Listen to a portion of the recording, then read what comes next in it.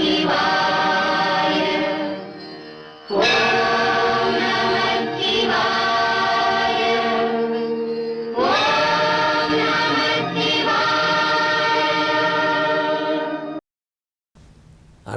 வணக்கம்.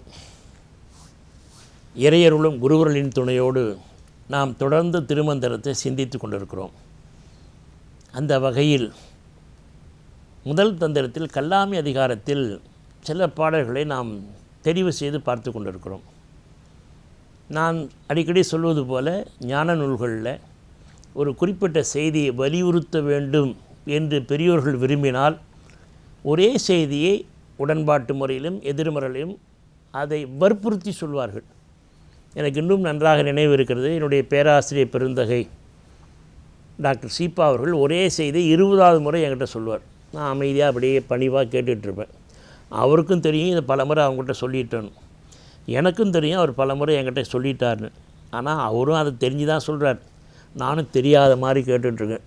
அப்படின்னா என்ன அர்த்தம்னா, அந்த குறிப்பிட்ட செய்தியை நான் நன்றாக மனதில் வாங்கி கொள்ள வேண்டும், வாழ்க்கையில் பின்பற்ற வேண்டும் என்று என் நல்லதற்காகத்தான் நல்ல நோக்கத்தில் எனக்கு சொல்கிறார். இதை அவருக்கும் தெரியும், நானும் தெரிந்து கொண்டு எப்படி குரு சீடன் வாழ்கிறோமோ இதைத்தான் ஞானிகள் அருளாளர்கள் செய்தார்கள்.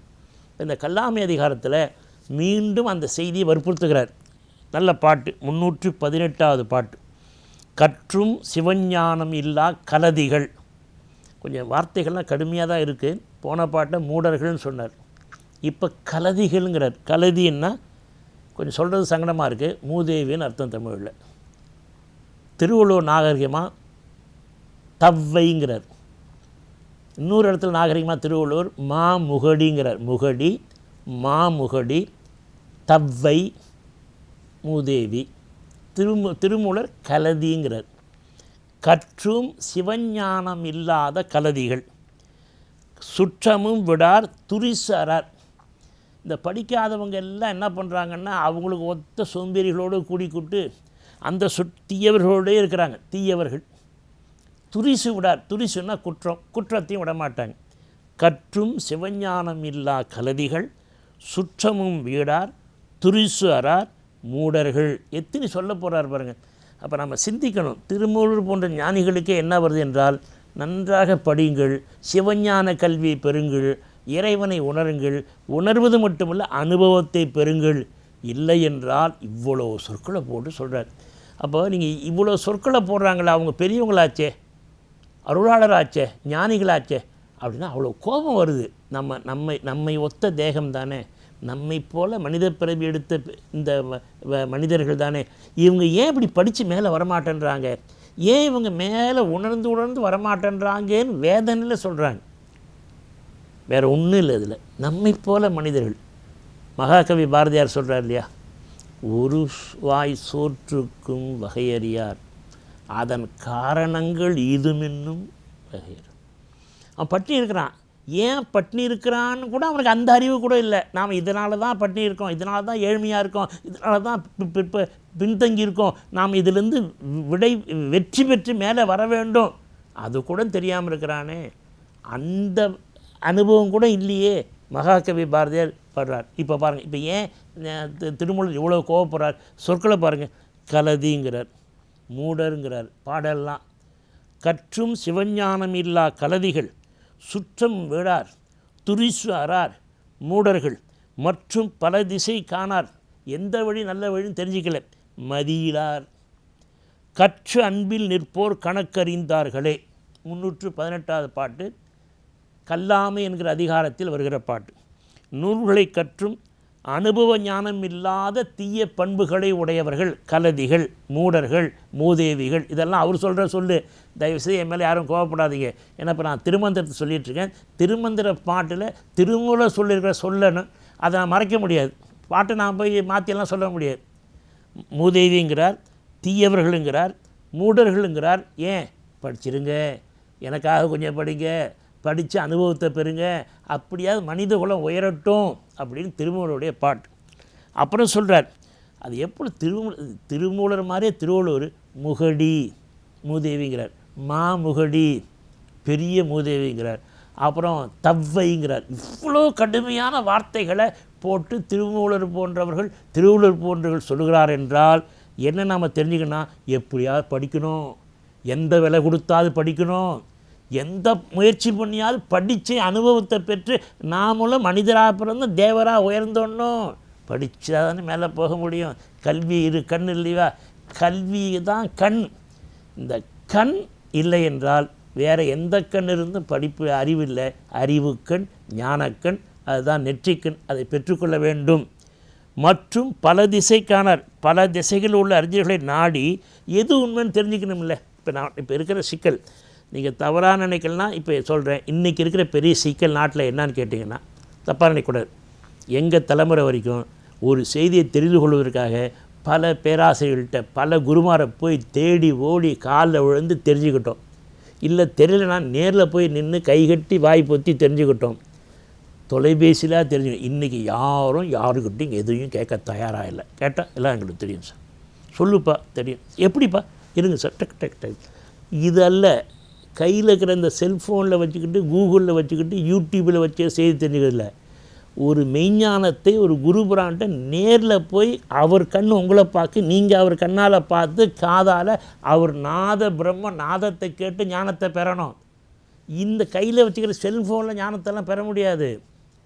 அதுதான் 3வது வரி சொல்கிறார். மற்றும் பல திசை காணார் மதியிலோருங்கிறார். என்ன பொருள் என்றால், பல திசைகளில் உள்ள அறிஞர்களை நாடி சென்று உண்மையை உணர மாட்டேன்றார்கள். உண்மை உணராத அறிவிலிகளாக இருக்கிறார்கள். இப்போ நான் படுகிற பெரிய துன்பம் என்ன என்றால், ஒரு சந்தேகம் வந்தால் யார்கிட்ட கேட்குறது சார்? கேட்க முடியல சார். இலக்கணமோ இலக்கியமோ சமயத்துறையோ சித்தாந்த சாத்திரத்துலையோ ஒரு சந்தேகத்தை இப்போ கேட்கணும்னா, ஏன் அப்போ குருகுலம் இருந்தது, அங்கங்கே ஸ்கூல் ஆஃப் தாட்டுன்னு அறிஞர்கள் இருந்தாங்க. நேராக ஓடி போய் அவங்கள்ட்ட நின்று கேட்கலாம், தெளிவு பெறலாம். இப்போ எல்லோரும் என்ன சொல்கிறாங்க, அங்கே போய் பாருங்கள் சார், அங்கே எல்லாம் ராங் என்ட்ரியாக இருக்குது, தப்பாக இருக்குது. ஏன்னா அதை எழுதுகிறவர் பதிவு பண்ணுறவர் தெளிவு பெற்றிருந்தாங்க சார் சரியான என்ட்ரி வரும். கூகுள்லேயோ யூடியூப், தப்பாக நினைக்காதீங்க. அதை பதிவு பண்ணுறவர் அவர் ரொம்ப தெளிவு பெற்று சரியாக ரெஃபர் பண்ணியிருந்தா தானே. ராங் என்ட்ரி இருந்துன்னு வச்சுங்க, படிக்கிறவங்க பூரா தப்பாகவே பதிவாகுது. இந்த வரி ரொம்ப முக்கியம். மற்றும் பல திசை காணார் மதியிலோர். மதி இருக்கிறவங்க எந்தெந்த அறிஞர்கள்ட்ட எந்தெந்த செய்தி இருக்கோ அங்கே போய் அந்த தத்துவத்தை, அந்த ஞானத்தை, அந்த பல்துறை அறிவை பெற்றுக்கொள்ள வேண்டும். ஆனால் இப்போது உடனே நீங்கள் கேட்குறது தெரியுது சார், இப்போல்லாம் காலம் இல்லை சார், இப்போல்லாம் ஓட முடியாது சார், எங்கேயும் போக முடியாது சார். இருந்த இடத்துலேருந்து நாங்கள் பண்ண முடியுமா பாருங்கள் சார், நெட்டு கனெக்ஷன் இருக்குது, சொல்லுங்கள்.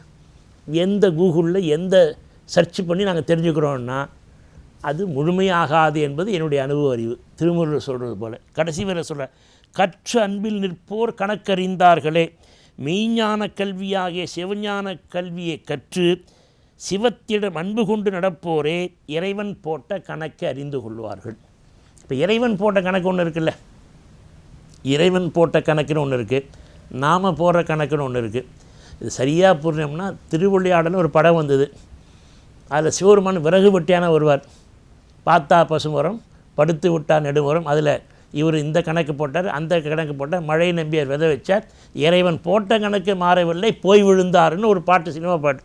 இறைவன் கணக்கை நீங்கள் தெரிஞ்சுக்கணும், இயற்கை நுட்பத்தை தெரிந்து கொள்ள வேண்டுமானால் நீங்கள் தான் செல்ல வேண்டும், அறிஞர்களை புலவர்களை நாடி செல்ல வேண்டும், பணிவாக இருந்து அந்த ஞானத்தை நீங்கள் பெற்றுக்கொள்ள வேண்டும். இல்லை என்றால் என்னாகும்? அகப்பற்றும் போகாது, புறப்பற்றும் போகாது. கல்லாதவர்களுடைய கற்றவர்களால் ஏற்பட்ட தீமை அதிகம், படித்தவனால் தீமை அதிகமாக வராது, ஏன்னா தெரியாது. ஆனால் படித்தவன் செய்கிற தப்பு இருக்குது பாருங்கள், சூதுவாதம், அதில் தான் நாடு உலகம் எல்லாமே கட்டுப்போகும். அறிஞர்கள் சொல்வது, கல்லாதவர்களை விட கற்றவர்களால் ஏற்படும் தீமை அதிகம். திருக்குறள் இப்படியும் பொருள் கொள்ளலாம், ஓதி உணர்ந்தும் பிறர் குறைத்தும் தானடங்கா பேதையின் பேதையாரில். பல பேர் நிரம்ப படிச்சிருக்கிறாங்க, நிரம்ப எழுதுகிறாங்க, ஆனால் அவங்க ஒன்றை கூட அனுபவிக்கலை, அவங்க வாழ்ந்து காட்டலை. வழிகாட்டுகிறவர்கள் யாராக இருந்தால் அவர்கள் வாழ்ந்து காட்டணும். அவர்களே வாழ்ந்து காட்டாமல் எவ்வளவு பேசி எவ்வளவு எழுதி என்ன பலன் என்று தெய்வப்புலவர் திருவள்ளுவர் கேட்கிறார். எனவே கல்லாமை அறியாமை, இந்த கல்லாமையும் அதனால் வருகிற அறியாமையும் அதனால் வருகிற முயலாமை, இந்த 3 ஆமைகள் வந்தாலே யாரும் வெற்றி பெற முடியாது, அறிவை பெற முடியாது. எனவே தான் நாம் எல்லாவற்றிலும் வெற்றி பெற வேண்டுமானால் இந்த அறியாமையை இருக்க வேண்டும். முயற்சியும் பயிற்சியும் தான் முக்கியம். முயற்சியும் பயிற்சியும் இல்லாமல் நீங்கள் வெற்றி பெற முடியாது, அறிவை பெற முடியாது, கல்வியை நீங்கள் உணர முடியாது. அதுக்கு முயற்சி வேண்டும், பயிற்சி வேண்டும். நிறைவாக நான் சொல்ல வேண்டுமானால், இந்த பயிற்சி முயற்சியும் பெற்றிருந்தால் என்ன செய்யலாம் என்றால், டாக்டர் மூவா சொல்கிறார், நம் தலைக்கு மேலே கழுகுகளும் காக்கைகளும் பறந்து கொண்டு தான் இருக்கும். அதை யாரும் தடுக்க முடியாது. அது இயற்கை.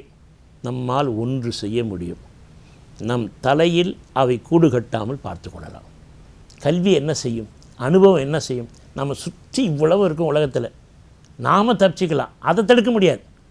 ஏன்னா பருவங்கள், இயற்கை சூழலை மாற்றவே முடியாது. திரும்பவும் சொல்கிறேன், கல்வி கல்லாமை என்ன வேறுபாடு என்றால், அனுபவ கல்வி பெற்றவர்கள் தலைக்கு மேலே காக்கைகளும் கழுகுகளும் பறந்து கொண்டிருந்தால் நம்மால் தடுக்க முடியாது. நம்ம தலையில் கூடு கட்டாமல் நம்ம தப்பிச்சுக்கலாம். படிக்காதவங்க, விவரம் தெரியாமல் தலையில் எல்லாத்தையும் கூடு கட்ட வச்சுவிட்டு ஊர் வம்பு தும்பு, எழுத்து வீட்டுக்காரன் பக்கத்து வீட்டுக்கார எல்லாம் சுமந்துக்கிட்டு தலைவலியோடு தெரிவார்கள். எனவே தெளிவு பெறுவோம், கல்வி பெறுவோம். ஒரே கல்வி, ஒருமைக்குத்தான் கற்ற கல்வி நிற்போம். வணக்கம்.